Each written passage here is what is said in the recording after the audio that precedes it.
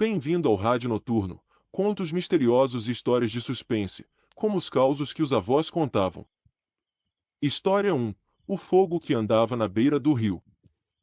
A noite tinha caído pesada sobre o rio, e a faixa de mata em volta parecia ainda mais fechada sob o céu sem lua. O barulho da água correndo quebrava o silêncio, misturado ao som distante de sapos e grilos escondidos no breu. A luz amarelada do lampião de gás desenhava um círculo pequeno em volta da barraca de pescador, o resto era só sombra e silhueta de galhos retorcidos. De vez em quando, uma rajada de vento passava pela margem e fazia as folhas roçarem umas nas outras, como se alguém estivesse arrastando a mão pela mata. Tudo ali cheirava a umidade, terra fria e coisa antiga. Jonas era caminhoneiro, mas naquela semana tinha resolvido parar antes da cidade e dormir no barranco, para pescar um pouco e esfriar a cabeça, como dizia. Estava cansado, com problemas de dinheiro e dormindo mal fazia dias. Tinha deixado o caminhão mais acima, na estradinha de terra, e descido com a caixa de isopor, a rede e o lampião. A vulnerabilidade dele não era só estar sozinho naquela beira de rio deserta, longe da rodovia. Era também o cansaço, o som contínuo da água tentando embalar o sono, e a mente já meio mole de tanto cochilo quebrado. Ele estava sentado num caixote, ajeitando a linha, quando viu o primeiro brilho estranho do outro lado do rio. Não era estrela, porque se mexia por trás das árvores, nem lanterna de pescador, porque parecia mais comprido, meio alongado, como se fosse um fio de fogo. Jonas apertou os olhos, tentou focar, mas o brilho sumiu atrás da vegetação. Ele pensou em Boitatá, lembrou dos causos que o pai contava, mas riu sozinho, balançando a cabeça. Devia ter refletido algum farol lá longe, na estrada principal. Ou talvez fosse só o reflexo do próprio lampião na água. Alguns minutos depois, enquanto ajeitava a isca, o brilho voltou. Agora, se mexia devagar ao longo da margem oposta, subindo e descendo, como se alguém caminhasse segurando algo em chamas perto do chão. Jonas franziu a testa e se levantou um pouco, tentando enxergar melhor. O movimento era lento demais para ser faísca ou coisa pegando fogo sozinha. Parecia controlado, guiado. Ele escutou também um estalo seco, como o galho quebrando, vindo do mesmo lado. A dúvida apertou o peito. Será que ele estava vendo certo, ou era só cansaço e imaginação alimentada por história de estrada? O tempo foi passando e o fogo que andava sumia e reaparecia em pontos diferentes da margem oposta, sempre perto do chão, sempre silencioso demais, exceto por um ou outro galho quebrando.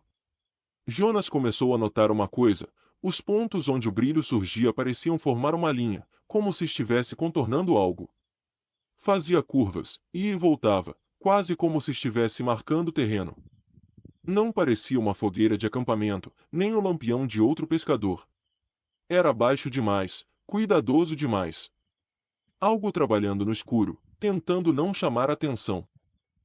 A inquietação começou a transformar o descanso em vigília. Jonas apagou um pouco o lampião, girando o registro até a chama ficar só um fiapo, para não ser visto de tão longe. Deu uma olhada em volta, procurando qualquer sinal de outro carro na estradinha, mas só viu o vulto do próprio caminhão lá em cima, escuro, parado.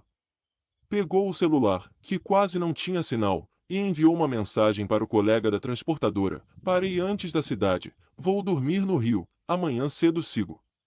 Era uma forma de marcar que estava ali, de deixar um rastro digital caso algo desse errado. Os minutos viraram quase uma hora, e o fogo do outro lado não parava.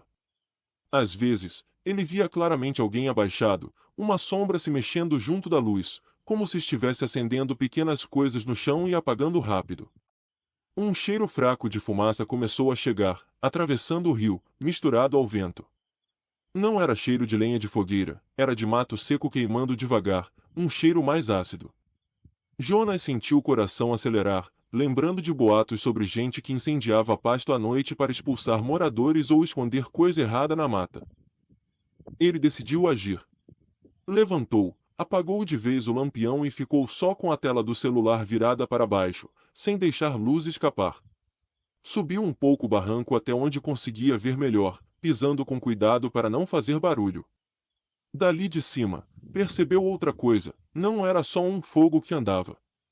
Eram 3 pontos de luz, bem separados, que se moviam em coordenação. De tempos em tempos, os três se alinhavam, depois se abriam, como se 3 pessoas estivessem varrendo a margem, marcando o terreno com fogo ou lanterna baixa. O barulho de um motor muito fraco, abafado, chegou com o vento, vindo da direção onde a estrada principal passava, mais adiante. Jonas arrepiou. Não era barquinho de pescador, parecia mais o ronco discreto de uma caminhonete lá atrás, escondida pela mata. Ele se deu conta de que aquele pedaço de rio, tão sossegado de dia, podia estar servindo de ponto de encontro para gente fazendo coisa ilícita. Tráfico de alguma coisa, troca de mercadoria, queimada para limpar a área. A escuridão que antes parecia aconchegante agora pesava sobre ele como se fosse um teto baixo. Com a respiração mais rápida, Jonas voltou até a barraca e começou a guardar as coisas às pressas, sem acender luz nenhuma. Cada zíper fechado parecia um tiro no silêncio, e ele parava a cada som para ver se o brilho do outro lado reagia. Pareceu que, em certo momento, uma das luzes parou, voltada mais diretamente para o lado onde ele estava. Ele teve a sensação nítida de estar sendo observado, mesmo sem ver rosto nenhum. Era como se alguém, escondido na margem oposta, tivesse notado alguma coisa diferente no escuro. O fogo, então, começou a se mover de um jeito diferente. Em vez de seguir ao longo do rio, uma das luzes desceu até bem perto da água, e ele ouviu o barulho de algo pesado sendo arrastado, talvez um pequeno barco ou uma canoa. A luz subia e descia, como se alguém estivesse conferindo a borda de uma embarcação. As outras duas continuavam mais acima, mas parecia que começavam a convergir para um ponto em frente à posição de Jonas, como se marcassem um alinhamento. O som de passos na lama, mesmo à distância, chegou até ele como pancadas secas no peito. Sem pensar 2 vezes, ele subiu o barranco quase correndo, mas pisando firme, tentando não escorregar. Na metade do caminho, ouviu um som que gelou o sangue, um estalo forte de galho quebrando não na outra margem, mas do lado dele, mais adiante, na própria mata da beira da estrada. O barulho foi seguido de um chiado rápido, como se alguém tivesse sussurrado algo e parado. Jonas travou por um segundo, o peito arfando, tentando enxergar qualquer movimento entre as árvores. Nada. Só o desenho confuso dos troncos e folhas, todos iguais no escuro. Ele apagou a tela do celular e encostou as costas num tronco, tentando fazer o mínimo de barulho possível. O som de passos na mata, no mesmo lado que ele, veio fraco, mais repetido. Não era bicho, o ritmo era muito certinho. Um passo, pausa, outro passo, como se alguém estivesse tentando andar devagar para não ser ouvido. Do outro lado do rio, os fogos agora pareciam fixos, parados em 3 pontos, em linha quase perfeita com onde ele se encontrava. Jonas sentiu a nuca formigar com a ideia de estar em meio a algo que não tinha nada a ver com ele, mas que poderia engolir um intruso com facilidade. O clímax veio numa mistura de sons. O arrastar de algo pesado na água, o bater metálico de uma corrente ao motor, e os passos, mais próximos, quebrando folhas secas bem uns 10 metros à frente de onde ele se escondia. Jonas podia ouvir a respiração de alguém, curta, esforçada, como se carregasse peso nas costas. Uma sombra mais densa se destacou por um instante, cortando pouco de claridade do céu entre os galhos, e parou. Ele teve certeza de que aquela pessoa estava parada, escutando, tentando sentir se havia mais alguém ali na mata. Uma mão pareceu tatear o tronco à frente, quase como se procurasse apoio ou marcasse caminho. Depois de alguns segundos que pareceram horas, os passos voltaram a se afastar, indo na direção do caminhão ou da estradinha. Jonas não se mexeu. Ficou colado ao tronco, sentindo o próprio coração martelar alto demais, temendo que fosse audível. O cheiro de fumaça ficou um pouco mais forte, e ele pensou em fogo criminoso, em plantação queimando e gente querendo apagar rastros. Quando finalmente tomou coragem para se mexer, a primeira coisa que viu, lá em cima, perto do ponto onde deixará o caminhão, foi um clarão breve, como de farol sendo ligado e apagado rápido demais. Ele nunca soube dizer se aquela luz era alguém entrando no veículo errado ou só um carro passando na estrada principal e refletindo no metal lá de cima. Desceu pela outra lateral, Pegou um caminho de volta pela margem, se afastando do ponto onde suspeitava que a pessoa tinha passado. Passou o resto da noite acordado, escondido entre os arbustos, esperando amanhecer para voltar ao caminhão. Quando o dia clareou, e ele subiu de novo, encontrou o veículo aparentemente intacto, mas com marcas de barro fresco perto da porta do motorista, como se alguém tivesse circulado por ali em silêncio. Jonas contou a história depois na transportadora, falando dos fogos na margem e do barulho na mata, e deram risada, dizendo que ele tinha visto boitatá e assombração de rio. Ele também ria, mas, por dentro, lembrava da respiração próxima, dos passos controlados, da sensação de estar no meio de um trabalho que não era para ter testemunha. Nunca soube se aquilo era queimada ilegal, contrabando ou apenas pescadores organizados demais. O que ficou foi a certeza de que, naquela noite, alguém também sabia que ele estava ali, e talvez, da próxima vez que resolvesse dormir sozinho na beira do rio, o fogo que andava não estivesse mais tão longe. História 2: O uivo na estrada de terra. A noite no interior parecia sempre mais escura do que na cidade.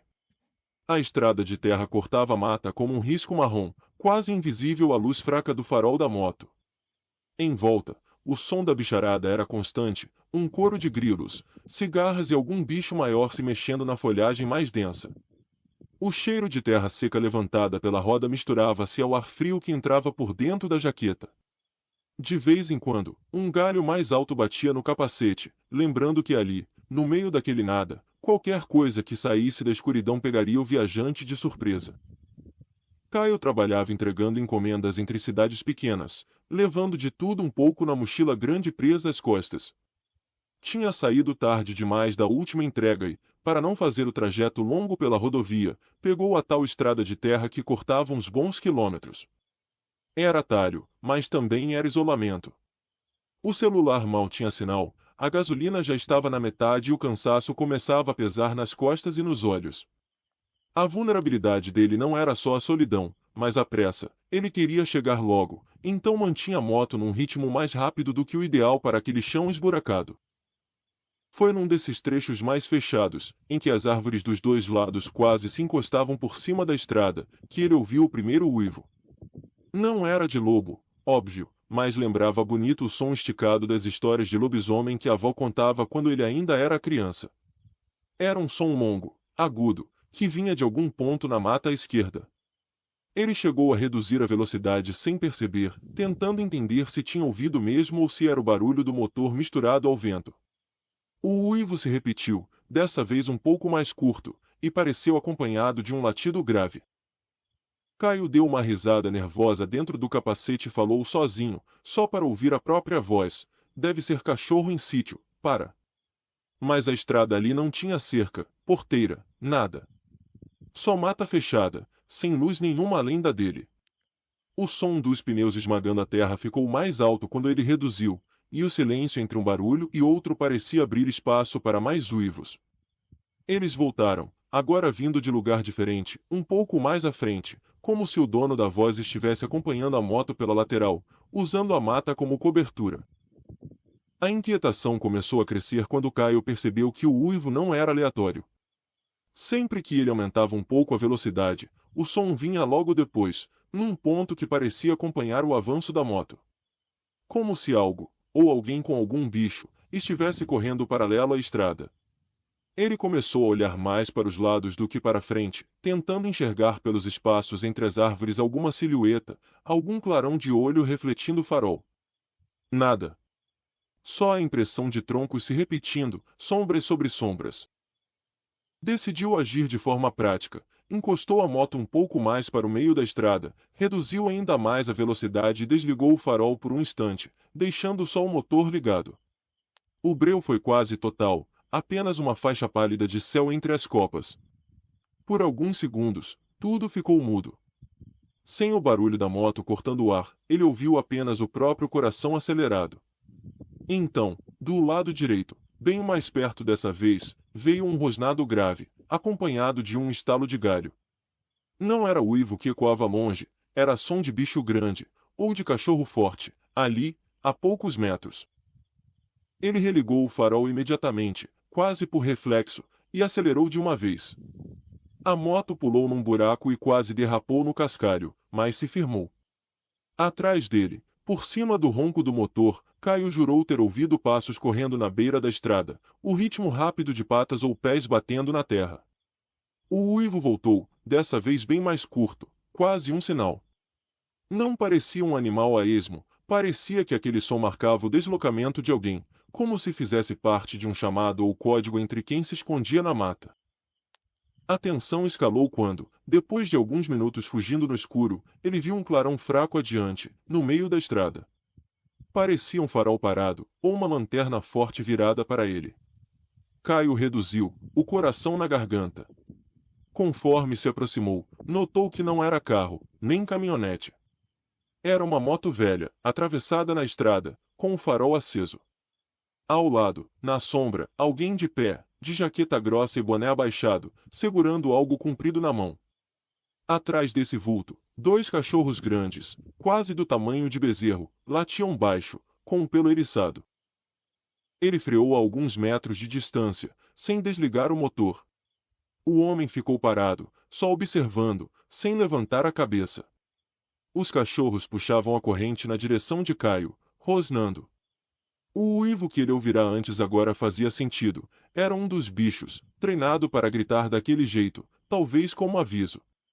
O homem deu um assobio breve, e os dois animais se aquietaram um pouco, mas continuaram encarando fixos, farejando o ar.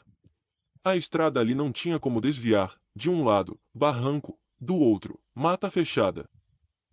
Caio tentou manter a voz firme ao perguntar se tinha acontecido algum acidente à frente, se a estrada estava bloqueada. O homem demorou para responder, como se pesasse as palavras. Quando falou, a voz veio rouca, arrastada, cheirando a cigarro. Estrada é perigosa de noite. Muita gente some por aqui. Melhor voltar. Não era conselho de quem se preocupava, soava mais como aviso de quem sabia o que acontecia. O boné projetava sombra sobre o rosto, tornando impossível ver os olhos. Os cachorros, atrás, deram 2 passos, como se estivessem só esperando um comando. Ele sentiu que não podia ficar parado ali. Engatou a primeira e fingiu que ia manobrar para voltar, inclinando a moto ligeiramente. Nesse movimento, pôde ver num relance, logo ao lado da moto velha do homem, um saco de ráfia grande jogado no chão da estrada, sujo de barro e com algo dentro que deixava o volume irregular. Não dava para saber o que era, mas algumas manchas mais escuras apareciam pela superfície. Ao lado do saco, uma corda enrolada e uma lanterna desligada. Aquilo não tinha cara de alguém parado ali só por cautela. Em vez de dar meia volta completa, Caio acelerou de repente para o lado do barranco, cortando uma diagonal estreita entre a moto bloqueando a estrada e a borda. O pneu traseiro escorregou, jogando terra para cima, e um dos cachorros avançou na direção dele, latindo alto. O homem xingou algo que ele não entendeu e puxou as correntes, mas um dos bichos conseguiu se soltar alguns metros e correu atrás, rosnando. A sensação do animal chegando perto, o som das patas ganhando terreno, fez Caio promover a moto a um limite que nunca tinha testado naquela estrada. Ele não olhou para trás, mas ouviu um baque seco, como se o cachorro tivesse escorregado na curva seguinte, e o grito de comando do homem, agora mais distante. O farol da moto velha ficou pequeno no retrovisor, até sumir. O uivo, porém, ainda ecoou uma última vez, mais fraco, como um aviso de que aquela não seria a única noite em que alguém seria abordado naquela estrada. Caio só parou quando avistou os primeiros postes de luz de um povoado, com algumas casas acesas e o bar da esquina ainda aberto. Na mesa do bar, enquanto tomavam café com as mãos tremendo, contou rapidamente que tinha quase sido atacado por cachorros bravos no meio da estrada. Evitou falar do saco na terra, da lanterna desligada, do jeito como o homem tinha bloqueado o caminho. Um senhor mais velho, ouvindo, balançou a cabeça e comentou que, há tempos, corriam boatos de lobisomem naquela estrada, um bicho que andava com 2 cachorros e aparecia sempre que alguém passava sozinho, tarde da noite. Os moradores riam, falavam de assombração. Caio, porém, lembrava do rosto que não conseguia ver e dos cães treinados para uivar do jeito certo, no tempo certo. Nunca soube, de fato, o que havia dentro do saco à beira da estrada, nem se alguém mais foi parado na mesma curva depois daquela noite.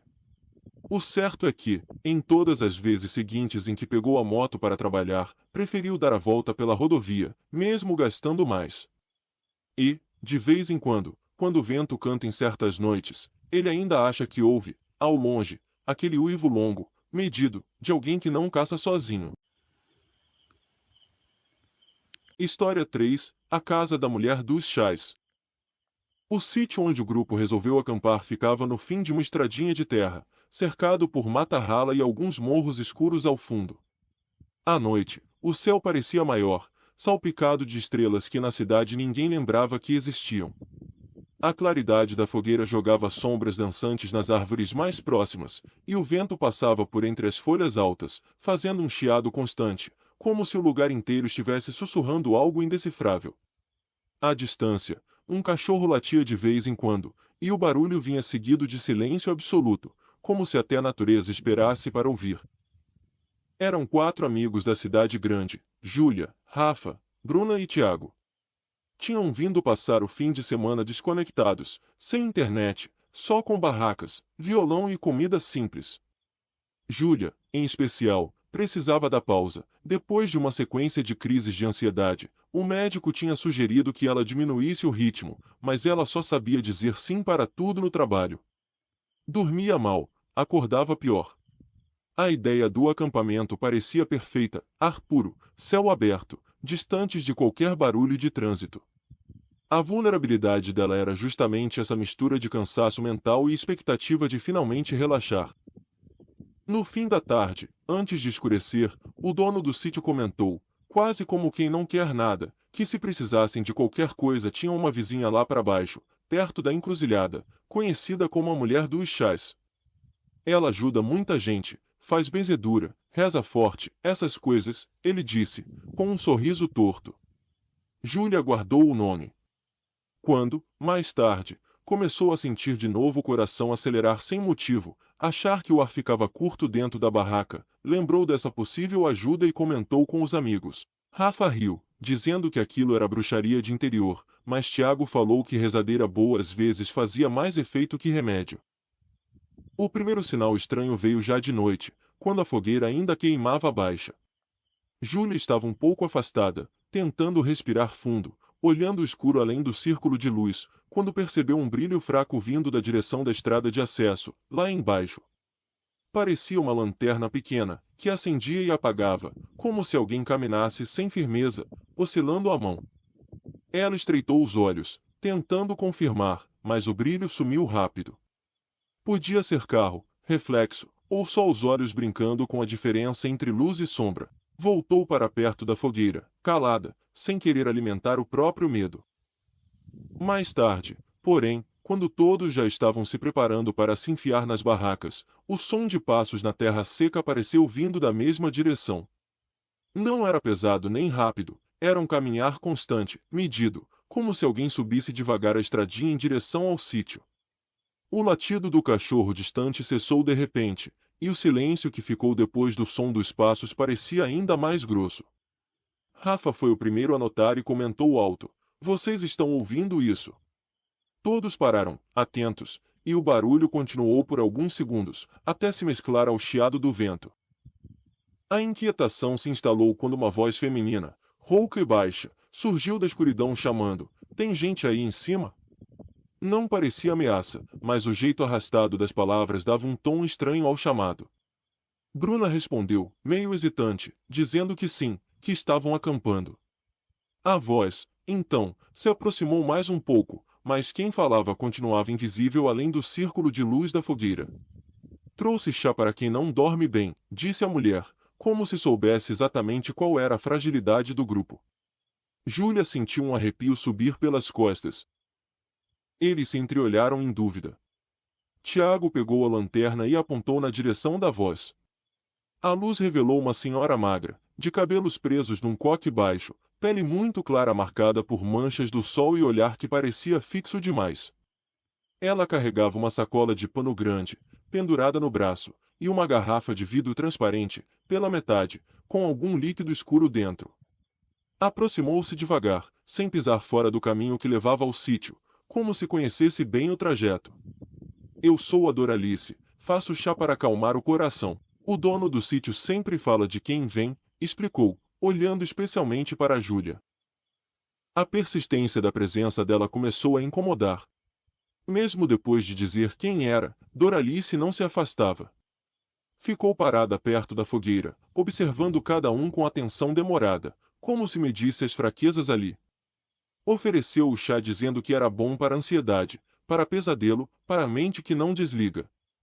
Júlia, dividida entre a vontade de tentar qualquer coisa e o desconforto com aquela estranha surgindo no meio da noite, hesitou. Rafa foi logo recusando, dizendo que estava tudo bem, que não precisavam de nada. A mulher não pareceu gostar da resposta, seus dedos apertaram mais forte a alça da sacola. Júlia, num impulso, decidiu agir para não prolongar a cena. Sorriu sem graça e pediu só um pouco, dizendo que experimentaria mais tarde. A mulher sorriu de volta, mas o sorriso não chegou aos olhos. Despejou o líquido escuro em uma caneca, tirada da própria sacola, e entregou para ela, fazendo questão de encostar nos dedos da moça, segurando um segundo a mais.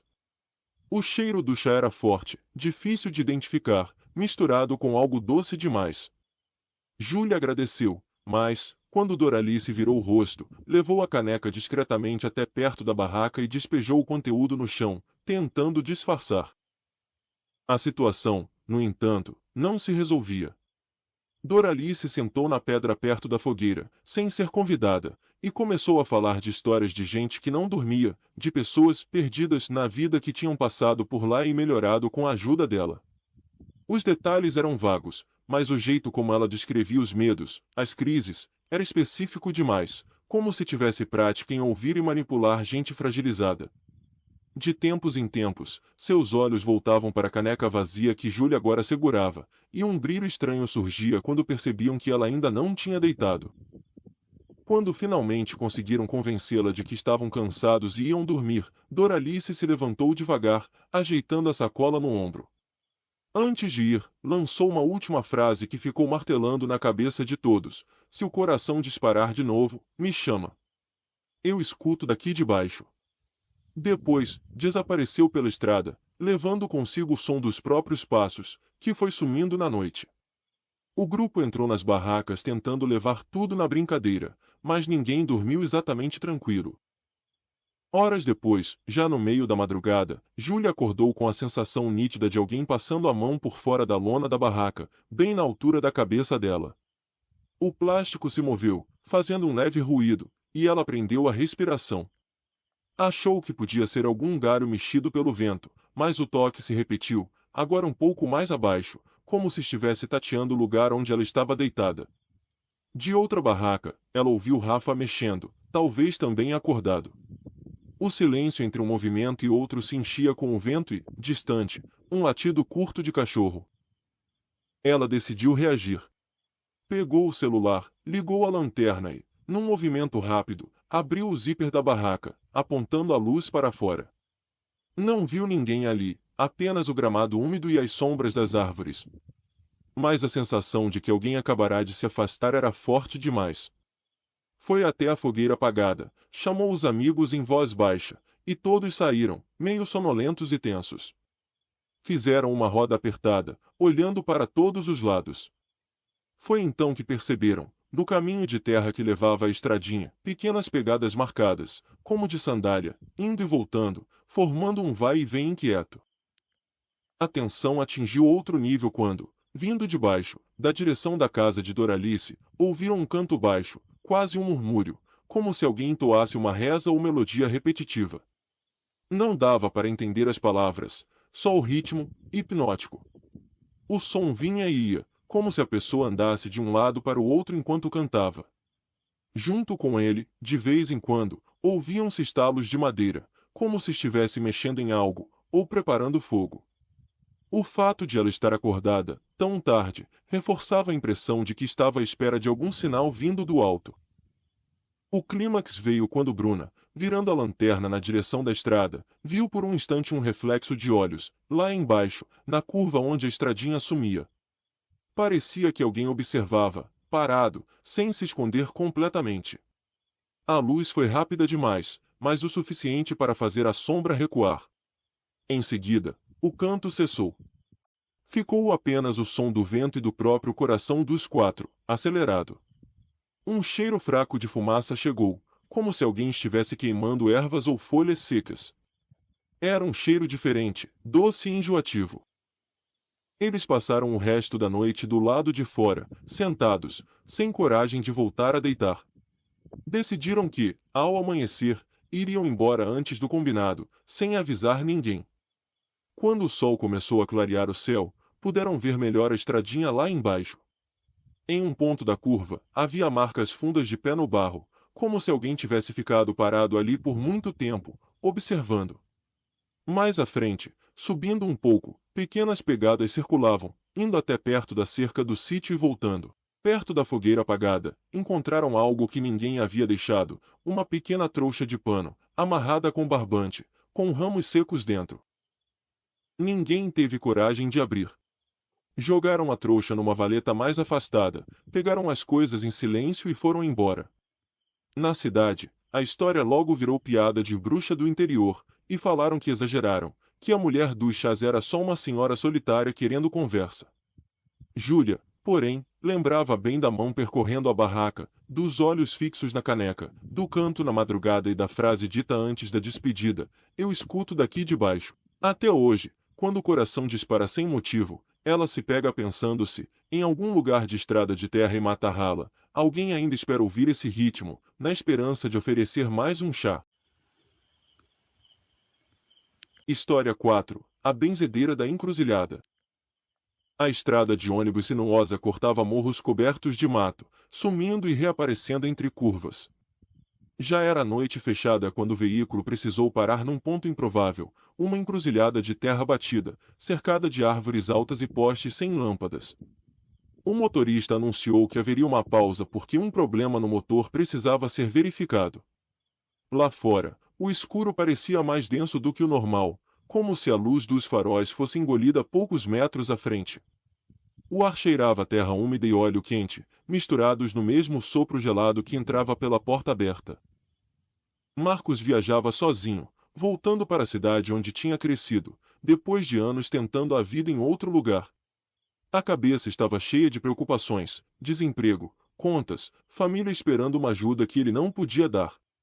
Não dormia direito há dias, sentado desconfortavelmente no banco do ônibus, sentindo as costas doerem. A vulnerabilidade dele era essa, um cansaço que pesava mais na mente do que no corpo, uma sensação de fracasso que fazia qualquer palavra de ajuda soar tentadora demais. Alguns passageiros desceram para esticar as pernas. O motorista, coçando a nuca, comentou com uma senhora sentada na frente que, se o problema demorasse, dava para pedir ajuda na casa da benzedeira ali perto. Ela ajuda com muita coisa, até com dor de cabeça de motor, brincou, apontando com o queixo para uma estradinha lateral quase invisível na escuridão. A palavra benzedeira se espalhou pelo ônibus, e logo alguém mencionou que ela também cuidava de ansiedade, de olho gordo, de vida travada. Marcos escutava tudo em silêncio, sem acreditar muito, mas sentindo um pequeno fio de curiosidade puxar seu pensamento. O primeiro sinal estranho veio quando ele desceu do ônibus para respirar um pouco e percebeu uma luz fraca bem ao fundo da estradinha lateral. Parecia uma lâmpada solitária acesa na varanda de alguma casa, tremeluzindo como se o vento quisesse apagá-la.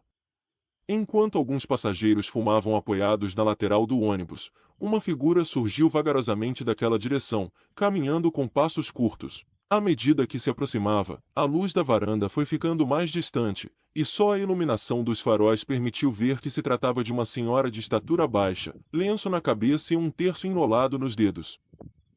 Ela se aproximou com um sorriso que tentava ser acolhedor, mas que tinha algo de estudado demais. "Sou a dona Nair, benzedeira."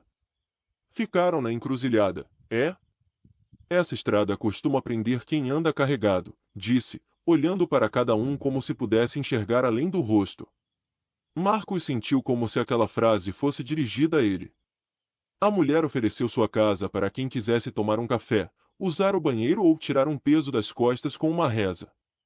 O motorista, talvez querendo ganhar tempo enquanto esperava uma solução para o motor, Disse que era de confiança, que já conhecia. A presença de Dona Nair começou a se estender além do necessário. Ela não se contentava em apenas convidar, aproximava-se de um por um, fazendo perguntas diretas, se dormiam bem, se tinham andado com tontura, se alguém da família tinha ficado doente de repente. Quando chegou em Marcos, segurou levemente o braço dele, como se sentisse o pulso. Você anda com o peito apertado e a cabeça pesada. Já sentiu que algo segura sua vida? Perguntou, sem dar tempo para a resposta. Ele engoliu seco, surpreso com a precisão, mesmo que genérica. Aquilo o deixou dividido entre a vontade de recusar e o impulso de ver se havia algum alívio possível ali. Alguns passageiros decidiram ir até a casa, guiados por ela. Marcos acabou indo junto, quase empurrado pela curiosidade e pelo clima coletivo. A estradinha lateral era de terra batida, flanqueada por árvores que faziam túneis de sombra. À medida que se afastavam do ônibus, o som do motor sendo mexido ficava mais distante, substituído pelo barulho de insetos e pelo estalar de galhos sob os pés. A luz da casa de Dona Nair, ao fundo, era amarela e constante, dando uma aparência acolhedora. Porém, quanto mais se aproximavam, mais Marcos notava pequenos detalhes, uma cerca baixa com panos amarrados, frascos de vidro pendurados com algo dentro, e um cheiro de ervas queimadas no ar. Ela os recebeu na varanda, onde havia cadeiras de plástico e uma mesa com garrafa térmica e xícaras. Ofereceu café e um chá claro, para quem anda com o coração acelerado. Marcos aceitou o café, recusando o chá com um gesto, mas a benzedeira não pareceu gostar da recusa. Seus olhos percorreram rapidamente a expressão dele, como se anotassem algo. Em seguida, começou a rezar baixinho, passando o terço entre os dedos, enquanto explicava que certas pessoas ficavam presas na encruzilhada da vida e precisavam de ajuda para seguir adiante. Cada palavra parecia cuidadosamente escolhida para tocar feridas abertas. Depois de um tempo, alguns passageiros decidiram voltar para o ônibus, dizendo que já estava bom. Dona Nair, porém, insistiu que quem tivesse problema de sono, dor no peito ou sensação de perseguição deveria ficar um pouco mais para uma reza individual. Marcos, sentindo um misto de vergonha e necessidade, acabou sendo um dos que ficaram. Ela o conduziu para um cômodo pequeno, iluminado por uma lâmpada fraca, com imagens religiosas nas paredes e uma mesa com frascos de ervas, garrafas com líquidos coloridos e maços de planta pendurados no teto. A tensão aumentou quando ele percebeu que a porta do cômodo não ficava totalmente aberta. Dona Naira encostou, deixando só uma fresta. Mandou que ele se sentasse numa cadeira no meio da sala, respirasse fundo e fechasse os olhos.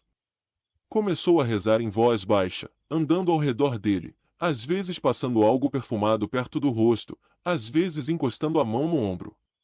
O cheiro era forte demais, uma mistura de álcool, planta e algo metálico. Em certo momento, ela parou atrás dele e perguntou, quase ao pé do ouvido, se ele não pensava em simplesmente desaparecer às vezes. A pergunta o fez abrir os olhos, desconfortável. Marcos decidiu reagir. Disse que estava tudo bem, que já se sentia mais leve e que era melhor voltar para o ônibus antes que saíssem sem ele. Tentou se levantar, mas a mão dela apertou seu ombro com firmeza surpreendente para alguém daquela idade. Ainda não terminei. Se sair no meio, leva metade do peso embora, metade fica. E o que fica gruda mais forte, disse, com um tom que já não era tão doce. Ele sentiu que algo naquela situação estava errado. A reza parecia menos sobre aliviar e mais sobre mantê-lo ali. Foi então que, em silêncio, começou uma escalada diferente na atmosfera. Da cozinha ao lado, ouviu-se o chiado de água fervendo e o som metálico de colher batendo em caneca. Alguém mais se movia pela casa, mas ela não tinha mencionado outra pessoa. A benzedeira continuava a rezar, porém agora intercalando palavras com pequenas perguntas sobre sua família, seus medos, se ele tinha dinheiro guardado, se alguém sabia que ele estava voltando para casa naquela noite. As questões vinham disfarçadas como parte da cura, mas Marcos sentia que tinha mais coisa por trás. O clímax veio quando, de repente, a luz da sala piscou 2 vezes e apagou por um instante, deixando no escuro total. Ele ouviu a respiração de Dona Nair muito perto, quase em cima da orelha, e o clique de algo metálico, como se tivesse aberto uma gaveta ou um fecho. O cheiro forte aumentou, e ela disse, em sussurro, tem gente que a gente consegue segurar aqui um pouco mais. A estrada lá fora sempre traz mais, mas alguns precisam ficar até esvaziar. Nesse instante, Marcos sentiu um arrepio violento e se levantou de uma vez, esbarrando na cadeira. A luz voltou, oscilando, e ele viu, por um segundo, a expressão da benzedeira. Não era de surpresa, era de irritação contida. Na mão dela, havia um pequeno frasco aberto, com um líquido escuro. Sem esperar mais nada, ele abriu a porta do cômodo com força, quase tropeçando, e atravessou a sala em direção à saída, ignorando os chamados dela. Na varanda, alguns passageiros ainda estavam sentados, conversando baixo. Um deles estava com uma caneca de chá nas mãos, metade já bebida. Marcos sentiu a garganta secar. Ele apressou o passo, dizendo que o motorista já o chamava de volta. Não era verdade, mas ninguém questionou. No caminho pela estradinha de terra, de volta à encruzilhada, sentiu que alguém os observava da varanda. Quando olhou por cima do ombro, viu a silhueta de Dona Nair parada, imóvel, com o frasco ainda na mão. A luz amarela atrás dela criava apenas um contorno, escondendo o rosto. Parecia que pesava quem voltaria, quem ficaria, quem talvez nunca saísse de verdade da encruzilhada. De volta ao ônibus, o motorista disse que tinha dado um jeitinho no motor e que poderiam seguir viagem. Enquanto o veículo se afastava, Marcos olhou pela janela e viu, na distância, a pequena casa da benzedeira encolhendo no retrovisor, a luz tremeluzindo. Alguns passageiros puxaram assunto sobre como se sentiram melhores, mais leves, depois da reza. Um deles, porém, começou a reclamar de tontura e sono pesado, encostando a cabeça no vidro. Ninguém ligou, acharam que era só cansaço. Marcos nunca soube ao certo o que estaria naquele frasco, se havia algo realmente perigoso ou se sua mente cansada tinha alimentado a suspeita. Também não soube o que acontecia com quem aceitava o chá todo, com quem ficava até o fim da reza individual. O ônibus seguiu, deixando a encruzilhada para trás, mas a sensação de que a casa da benzedeira continuava ali, esperando o próximo veículo a quebrar no escuro, nunca saiu da cabeça dele. Como um ponto fixo no mapa, onde pessoas em trânsito chegam frágeis, em silêncio, e alguém as observa, pronta para oferecer ajuda demais. História 5: O Homem do Saco na Trilha Velha. A trilha velha cortava um trecho de mata fechada entre duas pequenas comunidades rurais, usada por moradores para encurtar caminho. À noite, no entanto, quase ninguém se arriscava a passar por ali. As árvores formavam um túnel escuro, e o chão de terra, cheio de raízes, parecia mudar de lugar a cada sombra projetada pela lanterna. O vento fazia as folhas mais altas baterem umas nas outras, criando um murmúrio contínuo, como se a mata tivesse diálogo próprio. O cheiro de folhas úmidas, terra e madeira antiga tomava conta de tudo, misturado com o frio que vinha rastejando pelo chão.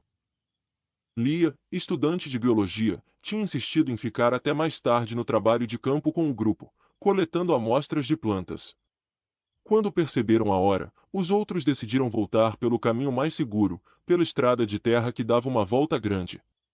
Ela, querendo economizar tempo e conhecendo a trilha de dia, convenceu-se de que conseguiria atravessá-la sozinha com a lanterna forte e o celular no bolso. Sua vulnerabilidade era a confiança excessiva na própria capacidade de se virar, somada ao fato de estar com a mochila cheia de material, o que a deixava mais lenta e pesada. Logo que entrou no trecho mais fechado, sentiu o escuro mudar de textura.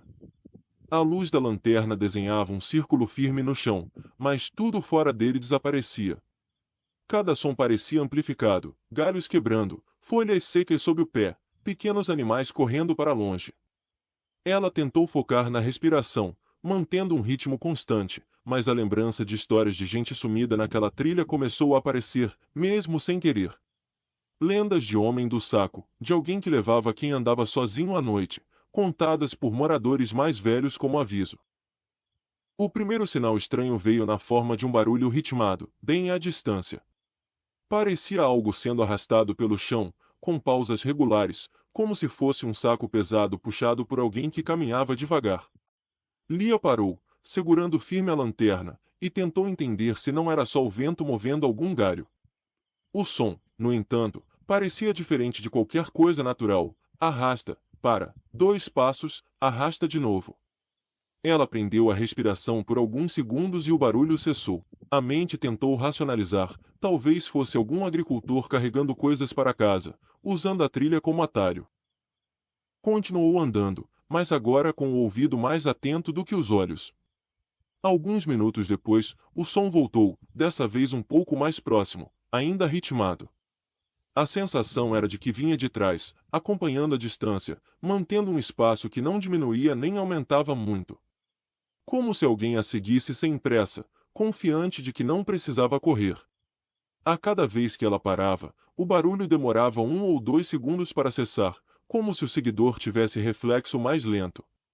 O arrepio subiu pelo corpo dela, e a trilha, antes conhecida, passou a parecer um corredor estreito sem saída lateral. Decidindo agir, Lee apagou a lanterna por alguns instantes e se encostou ao tronco de uma árvore grossa, tentando ouvir melhor. No breu total, o barulho de arrasto surgiu de novo, acompanhado de passos pesados e uma respiração um pouco ofegante. Era definitivamente alguém, não um bicho.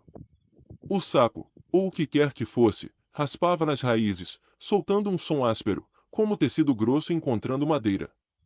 Por alguns segundos, ela pensou em chamar, perguntar quem estava ali, mas algo em seu instinto mandou ficar quieta.